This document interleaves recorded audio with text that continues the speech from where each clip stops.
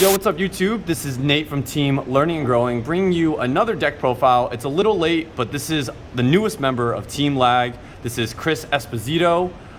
He got 5th place after Swiss at the Otakon Regional, which was 2 weekends ago. Yeah. 2 weekends ago, and he got 7th place overall after the top 8, after losing in top 8. But you know, he piloted a very unorthodox deck, definitely not one of the top picks in yellow that we see right now. But we are going to get into it really quickly. But first, before we do that, how was the tournament for you? I know it's been a while, but like how, you know, just you give a quick overview of your experience there and how you felt and everything piloting this deck. I was very confident piloting the deck. I beat poor matchups for me. The one thing I did dodge though was red a lot. I guess it just wasn't there, or it got knocked out.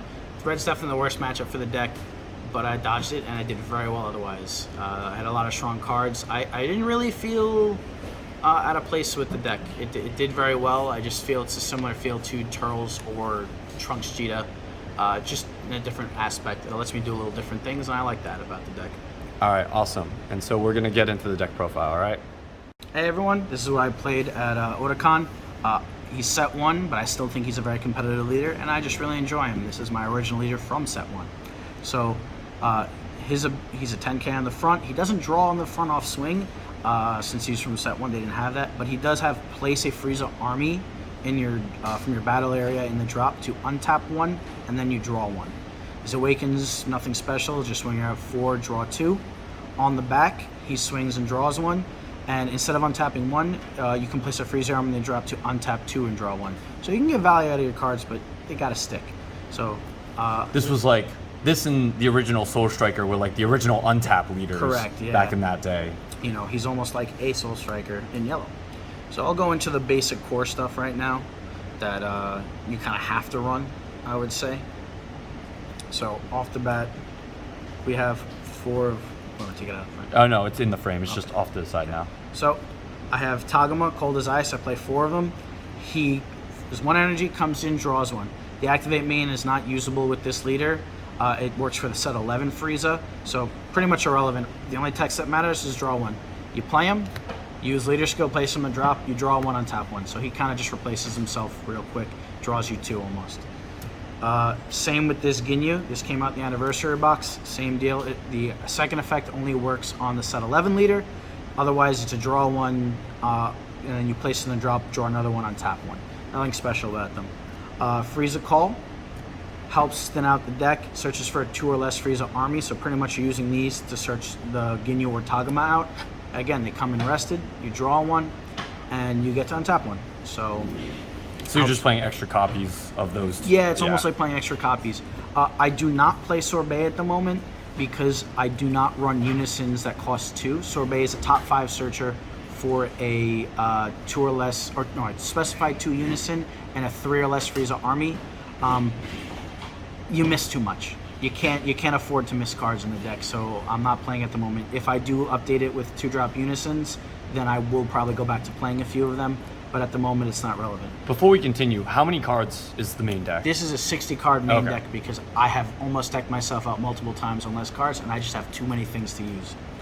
Apologies.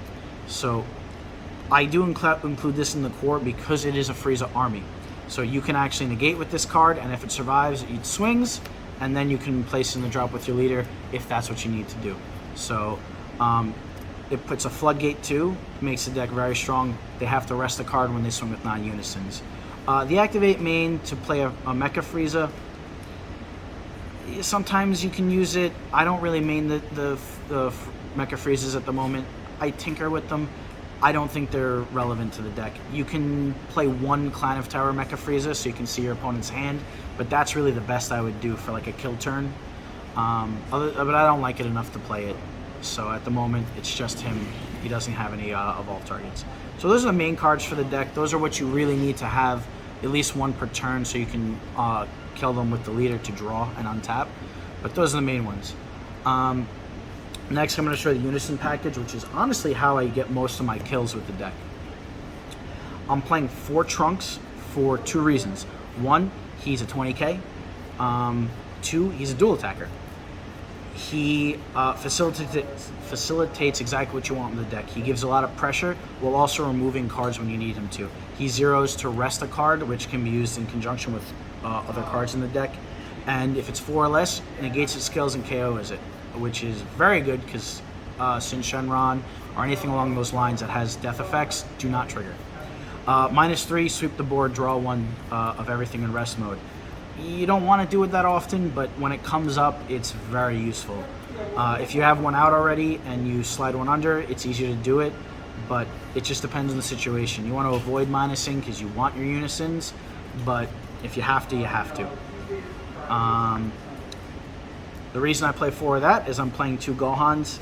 Might play up it to 3, but at the moment only 2. He empowers 3, so he can easily go to 6 markers off your trunks. And then he KOs cards in rest mode, ignoring barrier, equal to the number of unisons in your drop. Very good. I don't usually play him on 3 and draw because I don't want him vulnerable, but when you have to, you have to. He's still a 20k. His -3 is the big reason you play him. He gives himself and your leader 5k, and he until the end of your opponent's turn, so it's a bean until the end of your opponent's turn, and he's a triple attacker. And you'll see why that facilitates really strong plays with this deck a little later on when I reveal some more cards. But those are the main, those are the only unisons I main board. I'm going to show you some of the one of the cards that helps facilitate the deck too. Dispo is in the deck only to be discarded and to play your 1-drops. They don't draw, but on turn 3, when someone thinks they've cleared your stuff, you can play your unison, you swing with it, Dispo for 25, then you activate Dispo to play your 1-drop and untap. Then you get to untap still with your leader. Unison doesn't count as battle card, so it's able to be used. Very good. Very good against decks where they think they got you and they killed your cards, but you're like, ha, I have more. Some of the beaters in the deck, from playing all these unisons, of course I'm going to play Dragon Fist. Dual attacker, or sorry, it's a deflect double striker. You can play it for 3 when you have a unison out, and then you can eat 2 markers for Spirit Boost 2 to give him dual attack, and they can't activate battle card skills of 7 or less in his battle. Very big. They can't super combo, they can't use special effects with anything. They really can't do much during his battles aside from hard negate with a extra card. They can't use battle card negates, they can't block. Very good against Bulma, very good against most decks. It's like a mini Apex. Yes, almost. But sadly, there's still ways to deal with it. But it's still very strong, very scary to deal with if they don't have anything. Again, dual attack is very important, which again, I'll explain further down the video. Basils, 2 Basils. You don't want too many. You can only have 1 out. You know, unique before is unique. And he draws a card. He's a 1-drop draw card. You can't kill him, but he's strong in his attacks. He can get dual attack. Since you're resting so much, it's very easy to get him to 19k dual attacker. Nothing special, but he can be used again with other cards in the deck. I'm maining 2 Absolute Annihilation because a lot of decks just like to tap out and rely on Dormant Potential or After Image, Token King negates. Vegeta's, Token Negates, and especially since you can tap their energy with other cards in the deck, you just slap him down when they think they're safe, and then they can't negate anymore. And I've taken a lot of games like that. It's very rough on certain decks. Blue has a very rough time with this card. They waste a lot of resources. He's a 20k deflect barrier 2, so that means you're pretty safe swinging with him too, especially if he's lethal. But every time your opponent activates an extra card, they have to tap or rest an energy to actually use it. So it's an additional cost. So that can trigger Bergamo, Poutines, other things like that, because it's still one of your skills, forcing them to rest a card. Very good card, very scary. I honestly expect it to get hit, but I hope it doesn't because I love it. But the only problem is it's a hard 3. Yeah. 3 mana is expensive, but I mean, especially like if you dispo first and then you play it and then you untap with your, your leader skill, like it's not crazy, too crazy expensive. That's the biggest thing with the deck. You do have a lot of energy. Now this is where even more energy comes in. Yeah, more energy. I'm sure everyone. I'm playing 4 Zamasu just to charge and 4 Beans because it's really strong. Being able to untap additionally, along with giving 5k, especially with like the Unison being a triple attacker, you know Gohan becomes a huge threat when you use 2 Beans. So you can untap. If you get everything and it's your awaken turn, you can technically untap like I want to say 7 energy. If You're that dropping happens, multiple Gohans yeah, in a you drop turn. multiple Gohans. You have follow-ups. It's very scary. I never got that lucky, but I've untapped 4 or 5 mana in a turn, and that has been really devastating to my opponents. Have you ever? So I play this package in Turles, obviously. And Yes. have you ever used the counterplay at all? Yes, or? I was going to say that actually. The reason I play Zamasu over the Bojack, even though Bojack's a free combo, because I have the extra untap 2 on my leader every turn, I have counterplayed Floodgates. Like blue, they go Android 13 with their 3 energy. Or is it 13 or 14? I apologize. I think it's 14. I believe it's Android 14. It's the one with the sombrero, I think. No, not oh, that no, one. it's, I'm it's, talking about the other guy, the one with white skin. Oh, okay. Yeah, he's their Floodgate, right? It has to resolve. It also has to. They have to pitch a card no matter what. So you counterplay it. They still pitch a card, and then they tap 2 for nothing. They negated an attack, and then your rest of your swings go in. Same with Oceanus. When I'm against certain red decks, bouncing back a Videl so they can't counterplay for the rest of the turn. I usually charge maximum 2, and I'll use the other 2 for counterplays. Plus, in certain matchups like red against U7, when they tap 4 for Ultra Mastery, he comes down in window 2, doesn't die, rests their guy, and you draw a card. So you do have some options with him, which is why I play him instead of Bojack in this deck. Again, specifically because I untap so much. Otherwise, I would play the Bojack in most other decks. That's why the Turles and Trunks Cheetah will run Bojack instead. Bean is Bean 5k for the turn.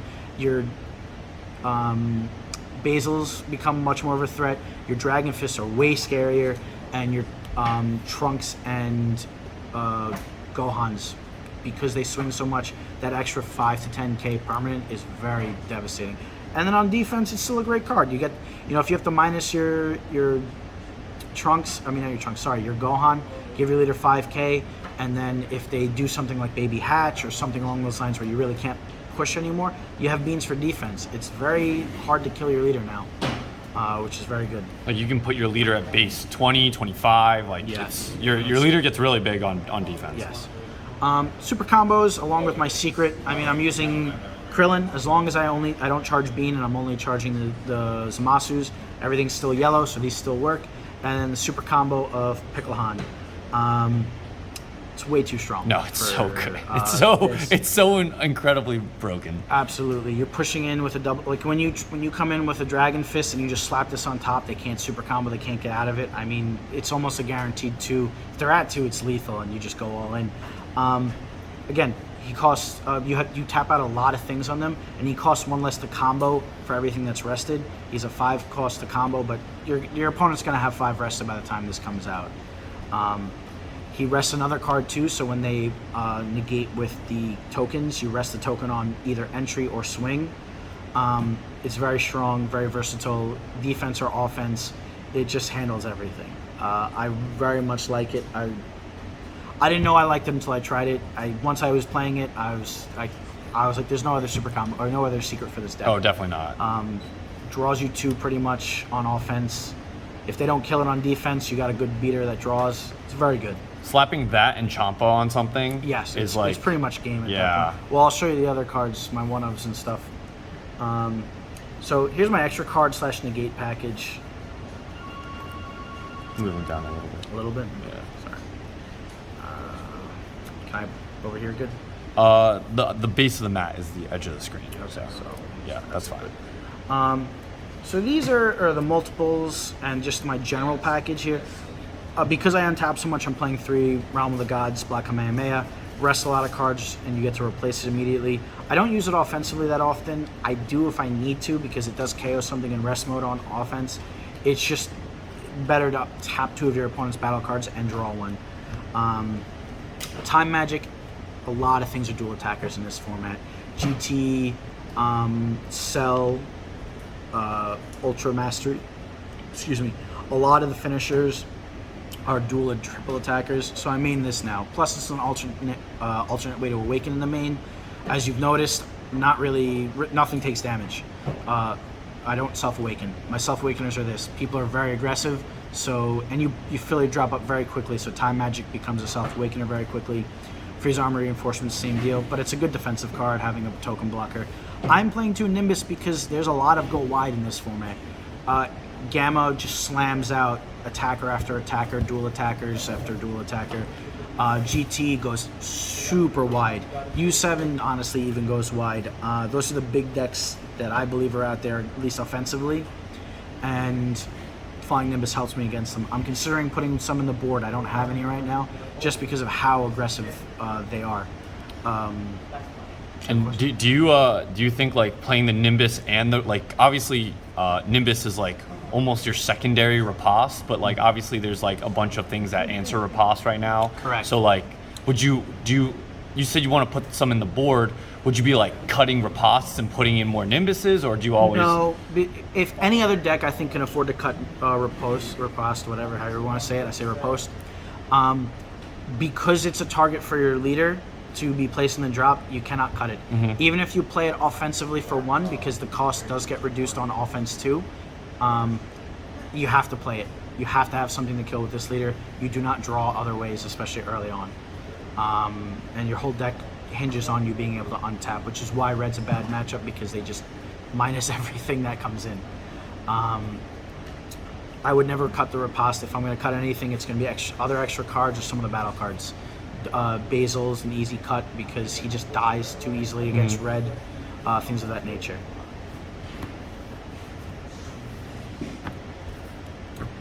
These are all the one-ofs that I'm playing for flex reasons, and I'll explain pretty much all of them. Most of them are self-explanatory. Final Flash. I only played it 1 because I very rarely need it more than once, and the threat of having energy open in Flash, people psych themselves out more than not, so I'd rather not waste too much deck space with multiple flashes. Swift Retaliation Cooler.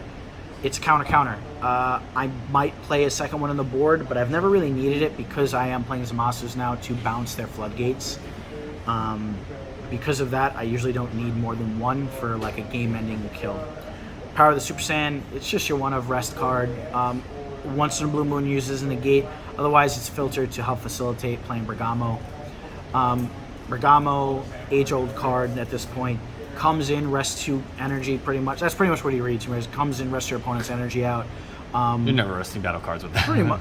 Trunks Cheetah, I've rested their blockers before because he gets through a barrier. But yeah, 90% of the time is that. I like this as a flex card. A lot of cards warp. It lets you overwhelm. It warps itself and draws when you have excess energy and you have not much to do. Him resting anything but a leader, when you only need 2 yellow cards in battle area and or combo area, he's very flexible. When you warp him with your overwhelm or your opponent does it, again, he can be played from there.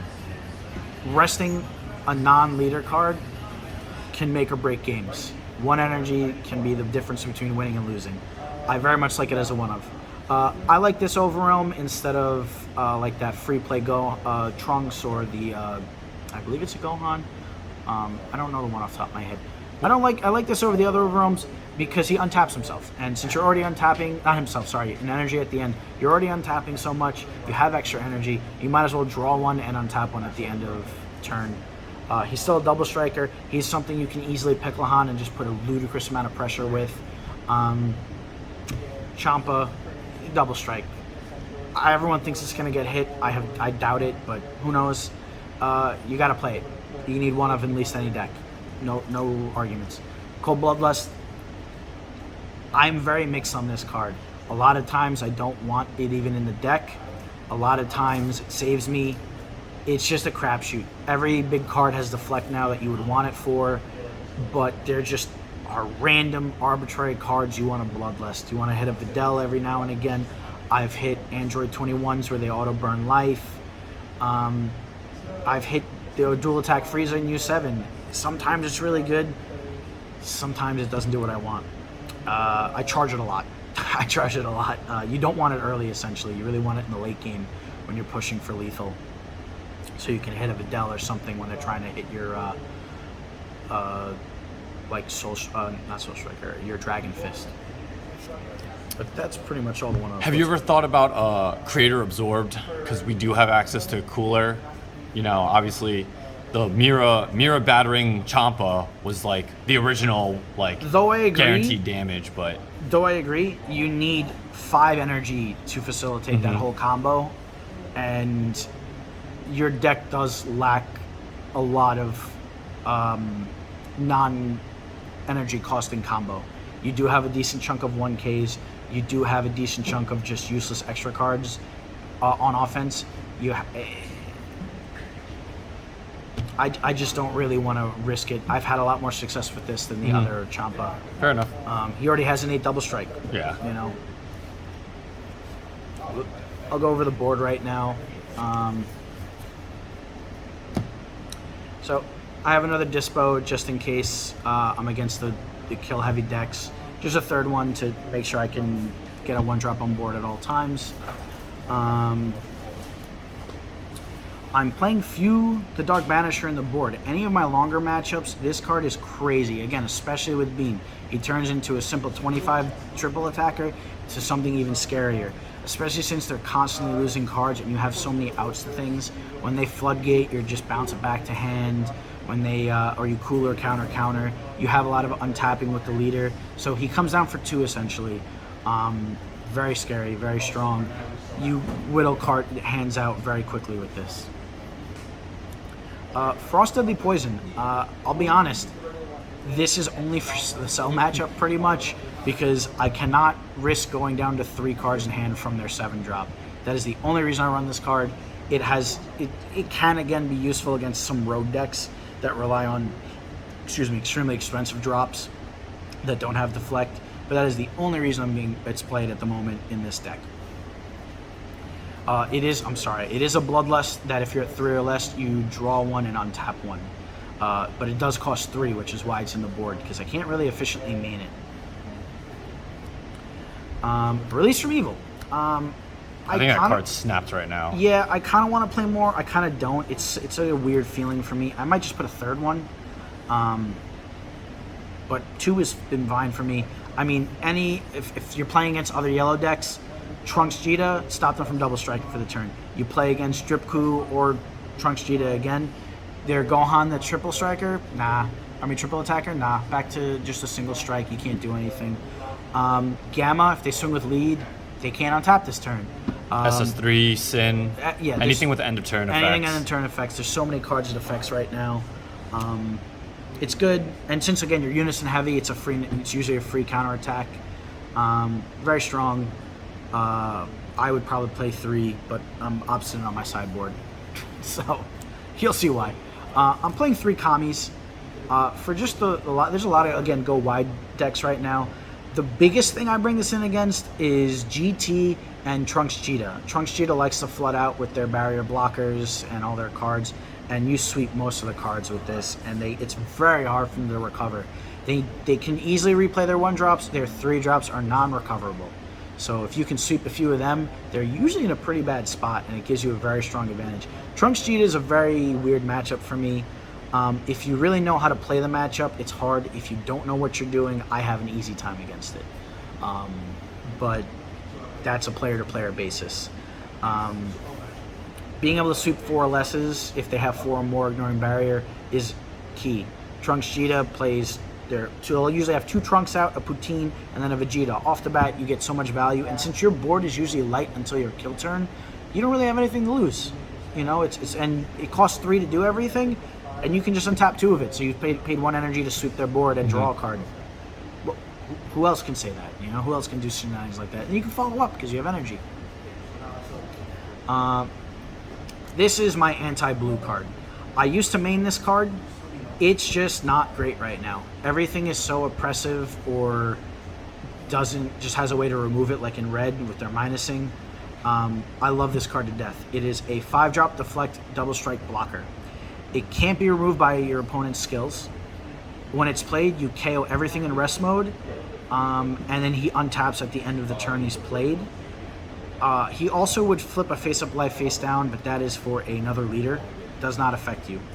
His once per turn, it doesn't matter if he's in battle or not. If your opponent uses a counterattack, you choose 2 cards. If you can rest them, you do, and they do not untap next turn for any reason, right?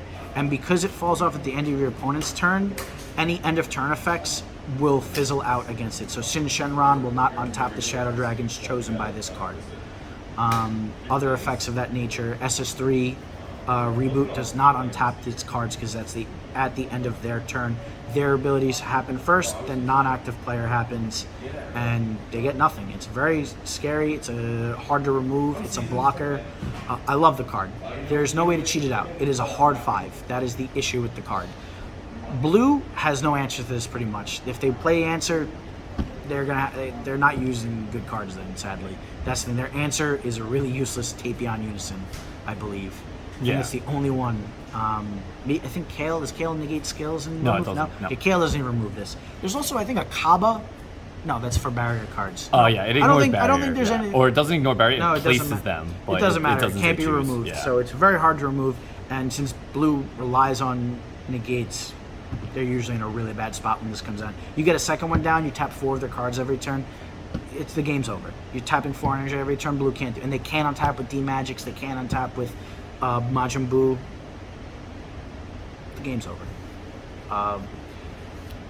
I am playing 3 Roshis for certain matchups. I like this over any other Self-Awakener because he comes in, takes a life, and then I can tap an additional one to search for an extra card I don't play and take another life. I use it against decks that are crit heavy, like Cell, or just decks that don't want to awaken you, also want to play the long game, like Janemba, sometimes Baby, but I usually force Baby to swing at my leader enough that I have my Testing the Ops up or Time Magics up. It just depends on the matchup. If you don't think they're going to swing at you, this is what you want to do, or if you think they're going to only swing crit, you bring this in to take your cards ahead. You cannot afford to lose cards. Finally, I have 2 7-drop Friezas.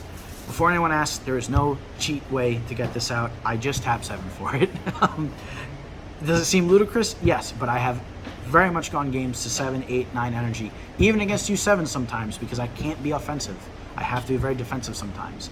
Most people don't know this card. He's a 7-drop triple striker. If your leader's yellow, if you activate a counter, auto, or activate skill, doesn't matter where it comes from, it puts an additional cost of critting yourself to activate that skill, which means everything's optional, but that's usually really bad, and it's hard to remove it because you have to waste so much. I had someone who had to like crit 3 life to get rid of it, which is pretty good at that point, you know? Yeah. I just did 3 crit damage and they had to waste a lot of cards and energy, and then I came back and killed them. Card's really scary. It doesn't come in often. It's more for the later, longer matchups. It's absolutely worthless in the quick meta we're in, but those rogue decks, Gamma can go late, Hatchak if you see it, other yellow decks too. I mean, against Trunks Jita, this card bodies them. They require they use so many skills. They cannot deal with this card if you get to turn 7. You can honestly, I'll be real upfront with it, this is a personal choice. You could probably flex this for other cards. I just really like that this comes down, and I have 4 signatures, so I want to play them. Yeah, that's honestly the only flex reason. on them. 100%, it's just for the flex. But it does have its uses, I'll be honest with you. It's very scary if it comes down, very hard to beat, especially since you do put a lot of pressure earlier. Once they're at 1, this card pretty much says the game's over. Yeah. They have no skills available to them. Usually it's just game. But that's the whole deck. All right. So real quick, Yes. you know, it's been a while, but you can, if you want to go over some of your matchups really quickly, but the main thing I want to talk about is how do you feel like Frieza's going to go going into Zenkai? You know what? I really wish I could tell you. I need to see the yellow Zenkai cards. We just got the first showing of them today. These cards we've already seen. That pan's really good. Yeah. But I don't know. People are making things up with things. They're saying you could technically, and I want to wait till the rules come out. You can technically evolve that new Gohan onto your secret rare Picklehan. Yeah, and I think you can. You can, but what they're saying is technically, if that Gohan is removed, this card will go to the drop. You play Trunks Overseeing Time and take it back to hand. I think that's a lot of work for not a lot of value. But if it works, I guess, hey, it's something. I have a feeling it's going to make it so this just warps itself or removes from game no matter what. But those are the things people are saying. It's an option. It's evolved from drop. It could be useful. Let's wait and see the rest of the cards, and we'll figure it out from there. That's my personal opinion. If it works out well, I might be playing that Gohan, 1 or 2 of it, just to evolve onto my secret rare, and go crazy with it. Who knows? Other than that, my matchups, green is iffy. I usually have a decent matchup. It depends how heavy the hand destruction is. I was considering Deborah's for hand destruction, but I don't know if I don't see it enough. Most decks you can just draw enough out of that you don't care. Then there's red's your worst matchup. Any red deck is just a bad time. I mean, you gotta really outplay the shit out of them. You gotta hope they don't hit the fantasy, and you gotta play out of your mind. Sometimes you play out of your mind and you still lose because it's the antithesis of this deck. That's the honest to God answer. It's very hard. You gotta pick your own way to deal with it. I've not found the greatest ways, but I've tried. I can win, but if they know the matchup well enough, it really almost feels impossible. Blue is your easiest. I mean, you bring in those 2 freezes, and because they don't have a lot of early removal, you just do whatever you want and you win, to be honest with you. It's very easy to beat blue for this deck. They have some bad times if they know what they're doing, but really, you can out-resource them. You're playing a similar deck style where you're untapping just as much as they are, but you're drawing more cards. And your cards say you can't play the game, and their cards say, well, I kind of want you to play the game. And because you're kind of playing everything on curve, except for a few cards, they don't really have answers since most of the stuff only hits cards bigger than your current energy. So you really have no problem. Black, same deal. I mean, it's not usually a hard matchup. You have so many negates, and they're so aggressive, and Riposte and Nimbus and So how'd you do against Noel? Noel, I'll be honest, I drew extreme. I lost. No, I did lose. Noel came into that match expecting to lose. Noel's a personal friend, and we talked all night, and he was like, I hope I don't play you because it's an auto loss for me. He happened to go first. That's the problem with best of one, and that puts a huge advantage on your opponent. And he also just happened to draw very well, and I missed my Zamasu until like turn 4 or 5. I didn't have beans available to me, and let me tell you, I drew all 4 beans with no blue open. It does not do well. Yeah. Normally, it's a very easy matchup, to be honest with you. Noel does not like playing against me. He's even said multiple times he didn't want to play. But, that's RNG. Sometimes you just don't do well. Like Jose, I played him round 8 and I beat him. That made me undefeated in Swiss. I was the only undefeated after 8 rounds. Played Jose in round 8, and it was... I don't want to be mean, but it was a very easy matchup. Yeah. I had no qualms. He just, especially since that deck, I forced him to self-awaken down to 4 on his own.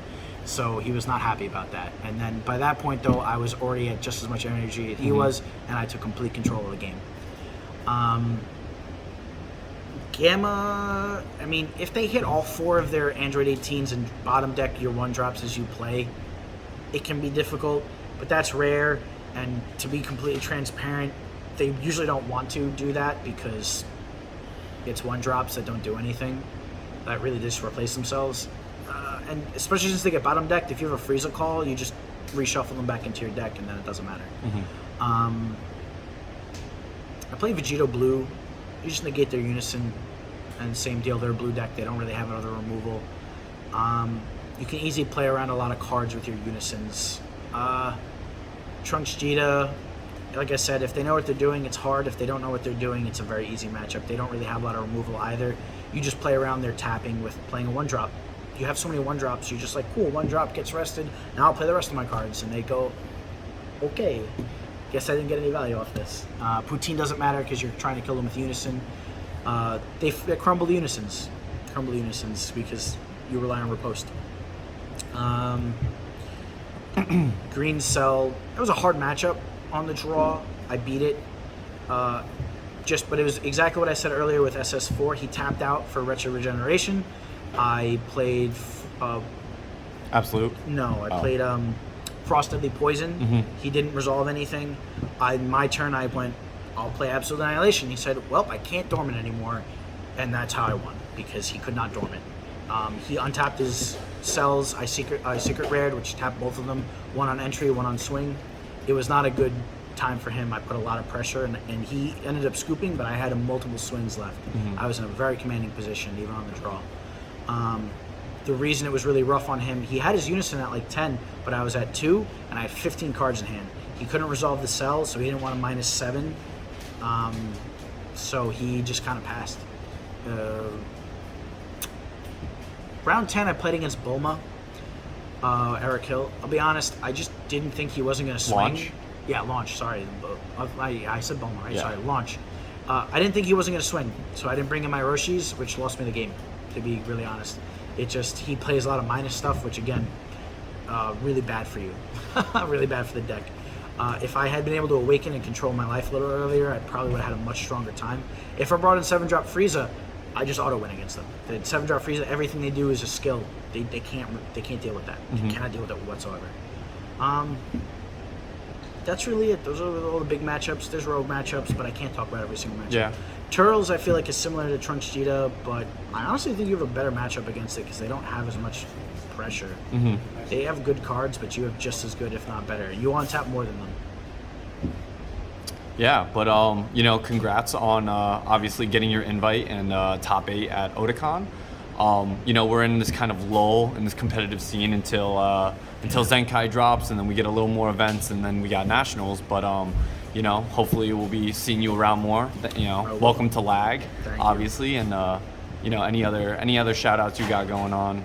I'd like to shout out Collector's Emporium. It's a really nice store out here in Long Island. A person who worked there. We're also going to be running a lot of big events. We ran a Godera event a while back. We're going to run another Godera event with this new set coming up. We don't have a date yet. We got to open cards first. And we're going to do a Zenkai case tournament. It's going to be scaled prizing, so there might be more than one case involved depending on how many people come. Probably going to do that mid-August. I mean, not August, October. Yeah. But we'll have more dates on the Dragon Ball discussion group, and you know, I hope to see a lot of people here. Awesome. I love playing. Awesome. All right, man. Well, take it easy, and we'll see you guys around. All right. Thanks. Peace. Peace.